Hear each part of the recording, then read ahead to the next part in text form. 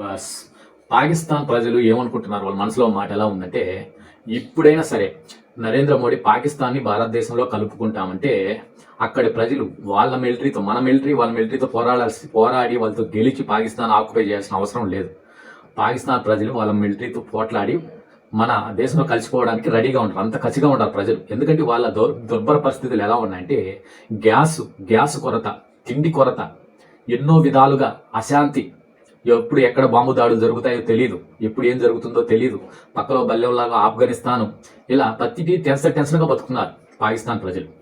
దానికి కారణం ఏంటంటే, భారతదేశంలో ఉంటే మంచి ప్రొటెక్షన్ ఉంటుంది, స్త్రీలకి స్వేచ్ఛగా తిరిగే హక్కు, అంటే ఇలా ఒక రక్షణ వ్యవస్థ అనేది భారతదేశంలో ఉంటుంది అని ఒక నమ్మకం ఉందన్నమాట.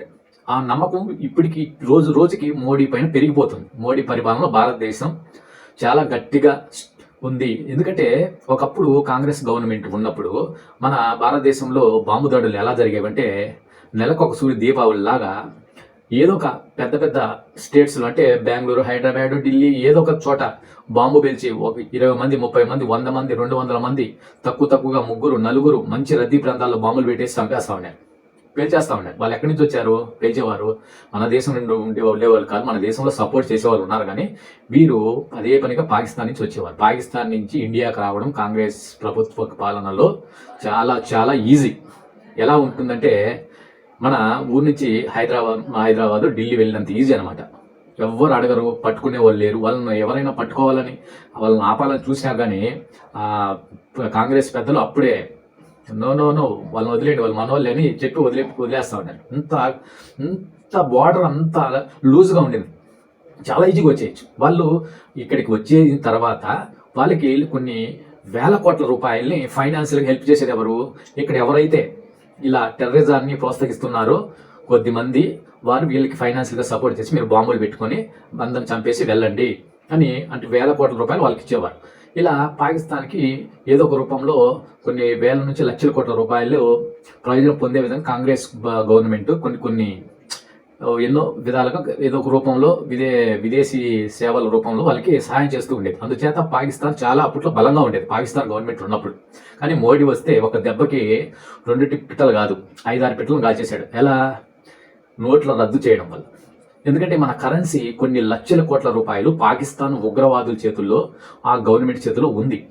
ఇక్కడ నోట్లు రద్దు చేయడం వల్ల పాకిస్తాన్లో వాళ్ళు మార్చుకోలేరు, ఇండియాకి రావాలి, కుదిరే పని కాదు. మోడీ వస్తానే ముందు బార్డర్స్ని చాలా స్ట్రాంగ్ చేశారు, అక్కడ వాళ్ళు ఇక్కడికిలే, ఇక్కడ వాళ్ళు అక్కడికిలే. సో ఇలా నోట్లు రద్దు చేయడంతో ఇప్పుడు ఎలుకలు బయటికి ఎలా వస్తాయి? మనం పొగ పెట్టేస్తే ఎలుకలు చూసింటాం కదా, అప్పట్లో ఏమైనా ఎలుకలు దానుకొని ఉంటే అన్ని మూసేసి ఒక చోట పొగ పెట్టేస్తారు, ఒక హోల్కి అన్ని హోల్ మూసేసి, అప్పుడు ఆ పొగ తట్టుకోలేక ఎలుకలు బయటకు వచ్చేస్తాయి. అలాగా నోట్లు రద్దు చేయడంతో ఒక్కసారిగా పాకిస్తాన్ ఎకానమీ కుప్పగూలిపోయింది. అది మోడీ దెబ్బ. దాంతో వీళ్ళ పరిస్థితి ఎంత దిగజారిందంటే, కనీసం గ్యాస్ పట్టుకోవడానికి కూడా సిలిండర్లు కూడా లేవు. ఒక పెద్ద పాలిథిన్ సంచులు, బ్యాగులు తెచ్చుకొని బ్యాగులతో గ్యాస్, ఎంతో ప్రమాదకరంగా గ్యాస్ పట్టుకొని పోతున్నారు. తినేదానికి తిండి లేదు. ప్రపంచవ్యాప్తంగా మోడీ చేసిన కొన్ని సూచనల వల్ల పాకిస్తాన్ని అన్ని దేశాలు దూరం పెట్టేశాయి. అంతకుముందు చైనా భారతదేశం పైన కోపంతో పాకిస్తాన్ దగ్గర అవుతున్నా కానీ పాకిస్తాను చీటికి మాటికి సహాయం అర్థించేసరికి, సారీ మేము మీకు ఇవ్వలేము, ఏం చేయలేమని చైనా కూడా ముఖం చాటేసింది. మీకన్నా శత్రు దేశమైన ఇండియాతోనే కాస్త ఫ్రెండ్లీగా ఉంటే ఒక పరువున దక్కుతుంది, మీతో ఫ్రెండ్షిప్ అని. ఇప్పుడు పాకిస్తాను ఇండియా శత్రువు అంటే అది ఎలా ఉంటుందంటే, ఒక కోడి పుంజు, ఒక చిన్న పురుగు మధ్య ఎంత తారతమ్యం ఉందో పాకిస్తాన్ పురుగుతో పోలిస్తే భారతదేశం కోడి పుంజుతో పోల్చవచ్చు. పురుగు ఎంత? కోడి పుంజుతో పురుగు పోట్లాడగలదా? అంత స్థాయికి దిగజారిపోయింది. ఇది మోడీ చేసిన ఒక మంచి పని ఏదైనా ఉందంటే, భారతదేశంలో టెర్రరిజాన్ని అంతం చేయడం, ఇంకా వారి ఆర్థికంగా పతనం కావడం కూడా మోడీ చేసిన పుణ్యం. అంటే వాళ్ళు ఆర్థికంగా అక్కడ ప్రజలు ఇబ్బంది పడాలని కాదు, కానీ అప్పుడు ఇక్కడ సంపదతో అక్కడ పథకాలు ప్రవేశపెట్టి హ్యాపీగా బతికేవాళ్ళు. అంతేకాకుండా ఇక్కడ మన జమ్మూ కాశ్మీర్లో వేర్పాటువాదులు, మా కాశ్మీర్ని పాకిస్తాన్లో కలపండి, మా కాశ్మీర్ పాకిస్తాన్లో కలపండి అని విపరీతంగా రెచ్చిపోయేవాళ్ళు. పెద్ద మందలుగా వచ్చి ధ్వంసం చేసేవాళ్ళు, ఎక్కడెక్కడ అంగళ పగలు కొట్టేవాళ్ళు, ప్రతిరోజు ధర్నాలు, వచ్చే మిలిటరీ వాళ్ళు ఎవరైనా కంట్రోల్ చేయడం వాళ్ళపైన రాళ్లతో కొట్టేవారు. కొట్టినా వాళ్ళు ఏం అనకూడదు, వాళ్ళు ఏం చేయకూడదు. ఏది మన దేశం నుండే పబ్లిక్కే వాళ్ళ చేత ఇన్ఫ్లుయెన్స్ అయ్యి మమ్మల్ని కలపండి. ఇప్పుడు ఇప్పుడు అనలేరు. ఇప్పుడు కలిపితే అక్కడ ఏం తినాలి?